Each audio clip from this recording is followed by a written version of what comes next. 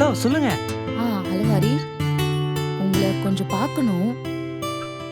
என் வீட்டுக்கிட்ட வர முடியுமா? இதோ வரேங்க.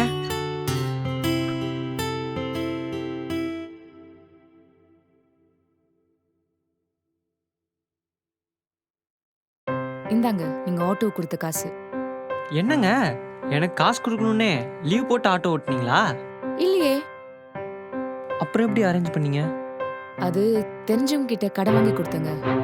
எனக்கு இந்த காசு வேணாம். யார்கிட்ட வாங்கினீங்களோ அவங்க கிட்ட எடுத்துட்டு போய் கொடுங்க. இல்லங்க பரவாயில்ல, நான் ஆட்டோ ஓட்டி கடன் அடிச்சுப்பேன். புடிங்க ஃபர்ஸ்ட்.